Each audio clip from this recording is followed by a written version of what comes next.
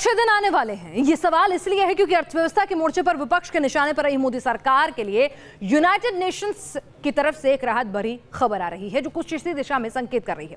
UN की report में कहा गया है कि 2018 में भारत की ग्रोथ रेट 7.2% और 19 में 7.4% रह सकती है। तो क्या वाकई में अर्थव्यवस्था के अच्छे दिन करीब हैं? न नोटबंदी रोक सकी, न जीएसटी डगमगा सका। पहले मूडीज ने 13 साल बाद दी गुड न्यूज और अब यूएन भी दिखा रहा है अच्छे दिन। तो क्या अब अर्थव्यवस्था पटरी पर लौटने लगी है?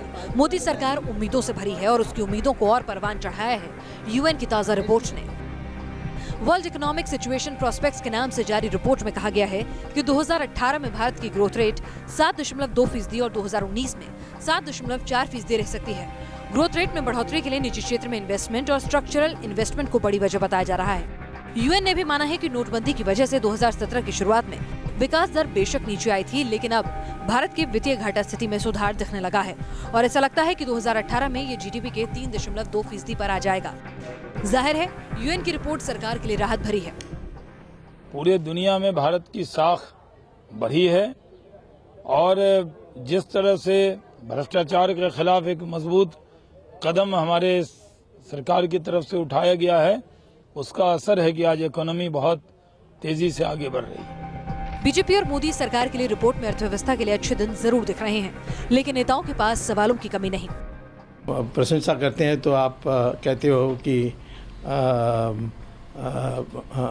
बहुत वाह वाह वाह, और जिस दिन वो निंदा करते हैं तो कहते हैं ये ठीक नहीं, वो ठीक नहीं।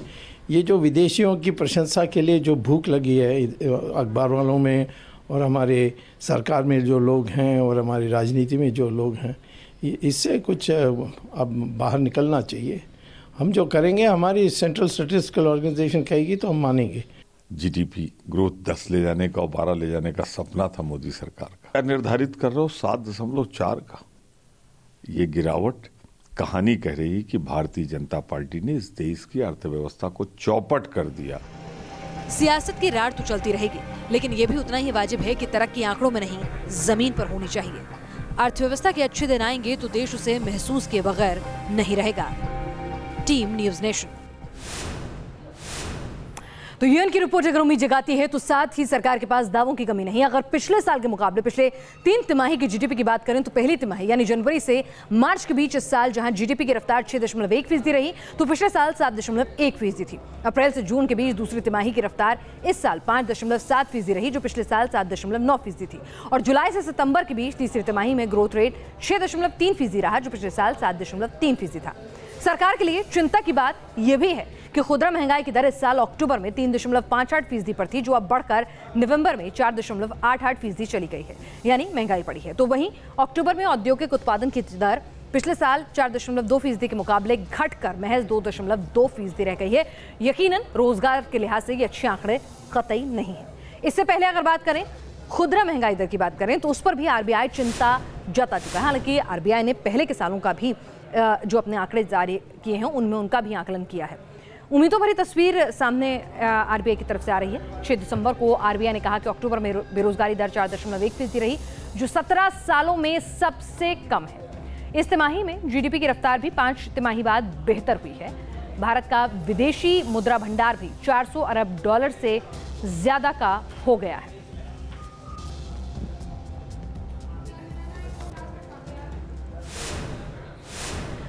और निर्विरोध अध्यक्ष चुने जाने के बाद राहुल गांधी जब आज पहली बार अपने दिल्ली आवास पर पहुंचे तो बधाई देने वालों का तांता लगा हुआ था। लाजमी सी बात है, निर्वाचित कांग्रेस अध्यक्ष को बधाई देने के लिए ढोल नगाड़ों के साथ उनके समर्थक जो हैं वो वहां पर मौजूद थे।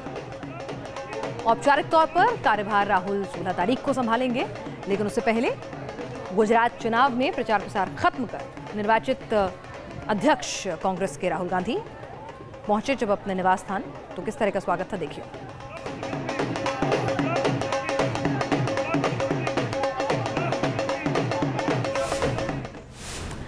आगे बढ़ते हैं।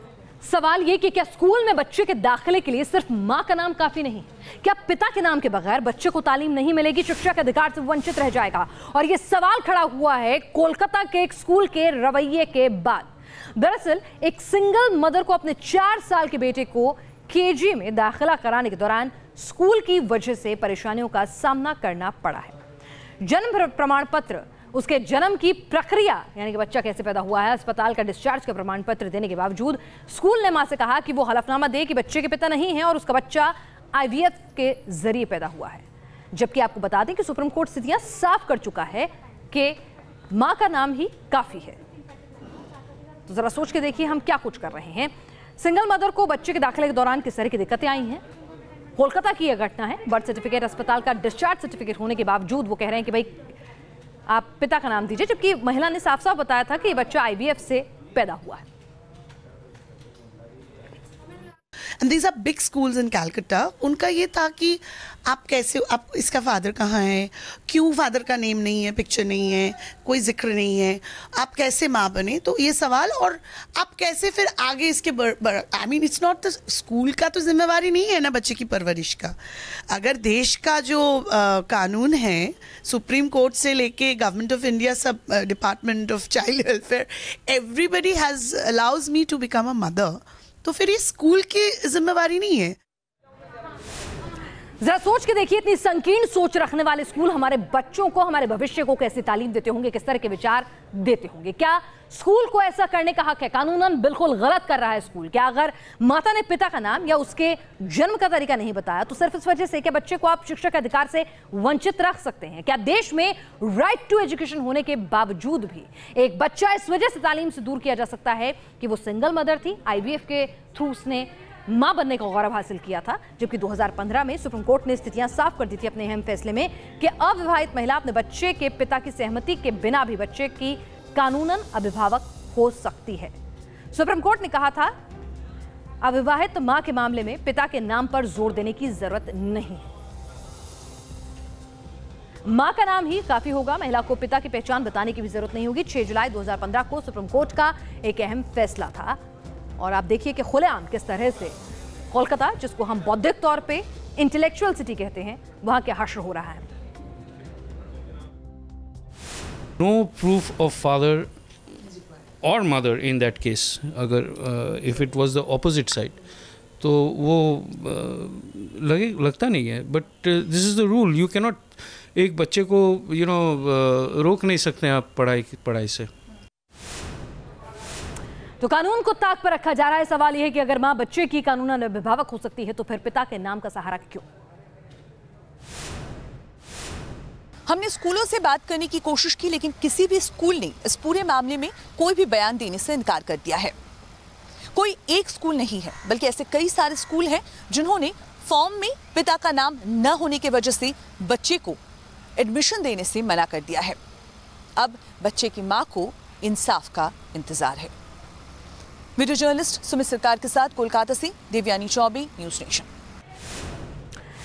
चलिए, एक तरफ बड़े स्कूल जो हैं कोलकाता में कानून की धज्जियां उड़ा रहे हैं, तो वहीं केंद्र सरकार ने एक और संस्कारी आदेश देते हुए कहा है कि भाई कॉन्डोम के विज्ञापन जो हैं उनका समय सीमा तय कर दी है। सरकार ने कहा है कि टीवी चैनलों पर सिर्फ रात 10 बजे से लेकर सुबह 6 बजे तक ही कॉन्डोम के विज्ञापन दिखाए जा सकते हैं। सूचना और प्रसारण मंत्रालय की ओर से यह नया फरमान जो है जारी किया गया है। कॉन्डोम के विज्ञापन को लेकर लगातार शिकायत आ रही थी कि वो विज्ञापन जो हैं वो सही मिजाज के नहीं हैं, परिवार के साथ उनको बैठकर नहीं देखा जा सकता, और उसी आधार पर यह फैसला दिया जा रहा है। विज्ञापन बच्चों के लिए सही नहीं है। बच्चों को अश्लील विषयों से दूर रखने के लिए इन विज्ञापनों को देर रात टीवी पर दिखाया जाना चाहिए। और उसी संदर्भ में ये IB मिनिस्ट्री की तरफ से फैसला आया है कि भाई कॉन्डोम से रिलेटेड जितने भी विज्ञापन होंगे वो आप दिखाएंगे रात 10 से 6 बजे के बीच में। लेकिन इस सब के बीच में कई सवाल भी खड़े हो रहे हैं। सवाल सोच का है, सवाल कानून का है। इस तरह के एड्स आ रहे थे और अगर सरकार को लग रहा था कि इसमें ये आपत्तिजनक है और ये बच्चों के लिए ठीक नहीं है, तो मुझे लगता है ये ऐड आज नहीं आ रहे थे। ये तो बहुत लंबी समय से चल रही प्रक्रिया है और इस तरह का फैसला बहुत पहले होना चाहिए था। दूसरी बात यह है कि अब हम जिस युग में रह रहे हैं वो इंटरनेट का युग है, जहाँ सब कुछ अवेलेबल है और हर समय अवेलेबल है, वहाँ बंदिशें नहीं हैं। तो बिना बंदिशों का संसार एक तरफ है हमारे सामने और दूसरी तरफ हम ये कोशिश आज करने जा रहे हैं कि इन एड्स को हम रोक दें। तो मेरा ख्याल है कि इसका बहुत ज़्यादा फायदा होगा, ऐसा मुझे लगता नहीं। चलिए, तो कुछ लोग इस कदम को सही बता रहे हैं तो कुछ लोग सवाल भी उठ रहे हैं कि क्या इस दौर में जब मोबाइल हर एक के हाथ में है, इंटरनेट आपके पास है और जब हम स्कूलों में सेक्स एजुकेशन की पैरवी करते हैं, तो उस दौर में जब हम बच्चों को बैड टच और गुड टच समझाते हैं तो बच्चों को एक्सपोजर से इस तरह के दूर रखना क्या सही है? क्या आज के दौर में सिर्फ टीवी पर कंडोम के एड बैन से अश्लीलता को बच्चों को अश्लीलता से दूर किया जा सकता है? क्या कंटेंट को नियंत्रित करना ज्यादा जरूरी नहीं है? किस तरह का एड जो है वो बन कैसे रहा है? क्यों इसे एक एजुकेशन के हिसाब से ज्यादा अश्लील बनाकर परोसा जा रहा है? क्या एक तरफ सेक्स एजुकेशन की बात करना, दूसरी तरफ विज्ञापन पर प्रतिबंध लगाना सही है? क्या ये विकसित समाज, हम ग्लोबलाइजेशन के दौर में रह रहे हैं, क्या हम सही समाज की ओर बढ़ रहे हैं? बैन से एड्स, अनचाहे गर्भ, असुरक्षित गर्भपात की जो जागरूकता होनी चाहिए, जो उसके खिलाफ एक लड़ाई लड़ी जा रही है, परिवार नियोजन हो, तमाम चीजों की, क्या उस लड़ाई को हम खुद कमजोर नहीं कर रहे हैं? आपको बता दें कि निरोध का एड जो था वो सरकार की तरफ से ही दिया जाता था सरकारी चैनलों पर, और आज सरकार फिर से पीछे जा रही है। सालों साल दागी होने के बावजूद सियासत की सुर्खियां बटोरने वालों की मुश्किलें बढ़ रही हैं। दागी सांसदों और विधायकों के खिलाफ लंबित आपराधिक मामलों में मुकदमा जल्द से जल्द जो है उनका निपटारा हो, उसके लिए अब एक विशेष अदालत का गठन किया जाएगा, विशेष अदालतों का गठन होगा। केंद्र सरकार ने ये जानकारी सुप्रीम कोर्ट में हलफनामे में दी है। केंद्र सरकार ने सुप्रीम कोर्ट में हलफनामा दायर कर कहा है कि फिलहाल 1 साल के लिए 12 विशेष अदालतों का गठन होगा। इसके लिए 7 करोड़ 80 लाख रुपए का खर्च आएगा। वित्त मंत्रालय ने 8 दिसंबर को इसको मंजूरी भी दे दी है। केंद्र ने दागी सांसदों और विधायकों की जानकारी और आंकड़ों के लिए सुप्रीम कोर्ट से और वक्त मांगा है। और पिछली सुनवाई में आपको बता दें कि सुप्रीम कोर्ट ने दागी सांसद और विधायकों के खिलाफ लंबित मुकदमों को 1 साल के भीतर निपटाने का आदेश दिया था। देश में बताते हुए कहा था कि केंद्र सरकार को विशेष अदालतें गठित करनी चाहिए, क्योंकि जिनके पास कानून बनाने का अधिकार है, जो हमारे चुने हुए सांसद हैं, उनको कहीं ना कहीं यहाँ पर सवाल यही था कि वो क्या बानगी पेश कर रहे हैं। कुल 1581 सांसदों विधायकों के खिलाफ आपराधिक मामले लंबित हैं। ये आंकड़े 2014 के मुताबिक हैं। लोकसभा के 184 और राज्यसभा के 44 सांसद हैं जिनके खिलाफ आपराधिक मामले हैं। महाराष्ट्र में 160, यूपी में 143, बिहार में 141 और पश्चिम बंगाल में 107 विधायकों पर मुकदमे हैं। कई बार आरोप लगते हैं कि अपने रसूख का इस्तेमाल करके ये मामले लंबित रह जाते हैं। जिस हिसाब से हमारे अभी देश में इतने ज़्यादा मामले हैं, तो मुझे लगता है आपको 10 कोर्ट तो यूपी के लिए बनाना पड़ेगा, आपको कम से कम 6 से 7 कोर्ट आपको बिहार के लिए बनाना पड़ेगा। आज की डेट में अगर हमने जो रिसर्च किया हुआ है, आज की डेट में कम से कम 50 स्पेशल कोर्ट की ज़रूरत है, क्योंकि हमारी जो मांग है वो केवल नेताओं के लिए नहीं है। हमने पीपल रिप्रेजेंटेटिव और पब्लिक सर्वेंट दोनों के लिए मांग किया है कि जो नेता हैं और जो नौकरशाह हैं, इनके खिलाफ जो भी मामले चल रहे हैं वो स्पेशल कोर्ट में जाने चाहिए और 1 साल के अंदर निपटने चाहिए। उत्तर प्रदेश के आगरा में दरोगा और रिटायर्ड फौजियों के बीच मारपीट का एक वीडियो वायरल हो रहा है। दरोगा ने पिटाई के साथ साथ वर्दी फाड़ने का आरोप भी लगाया है। वहीं फौजियों ने भी दरोगा पर बदसलूकी का आरोप लगाया है। क्या है पूरा मामला, देखिए जरा। ताज नगरी में पुलिस विभाग के दरोगा के साथ मारपीट का वीडियो सोशल मीडिया में वायरल हो रहा है। वीडियो में दरोगा की पिटाई के साथ साथ वर्दी फाड़ने की बात भी सामने आ रही है। वारदात 5 दिसंबर की बताई जा रही है। दरोगा राजा सिंह ताजगंज इलाके में ट्रैफिक की व्यवस्था देख रहे थे, तभी कार सवार रिटायर्ड फौजियों से उनकी कहासुनी हो गई। क्या बोल रहे हैं? 10 रुपए बिकने वाले। पहले तुमने मैंने कुछ नहीं किया, मैंने कुछ भी नहीं किया। मैंने अलग किया है, तूने मारा नहीं डाला मैंने, मैं ही बोलेंगे, तू भाग जाने, मैं बिल्कुल नहीं भागूंगा, मैं मर जाऊँ नहीं, भागूंगा नहीं यहाँ से, मैं भागूंगा नहीं, मर जाऊँ यहाँ पर। दरोगा और फौजियों के बीच ट्रैफिक जाम को लेकर शुरू हुई कहासुनी मारपीट में तब्दील हो गई। आरोप है कि पूर्व फौजियों ने इंस्पेक्टर के साथ गाली गलौज की और दौड़ा दौड़ा कर पीटा। पहले ना सिविल का मेडिकल करवा।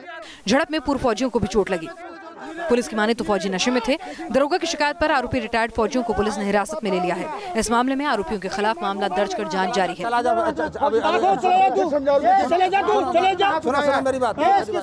आगरा से वीडियो जर्नलिस्ट मनोज कुमार और रिपोर्टर नितिन उपाध्याय के साथ टीम न्यूज नेशन। और आइए अब देखते हैं अपराध से जुड़ी हुई कुछ और खबरें क्राइम व्यू में।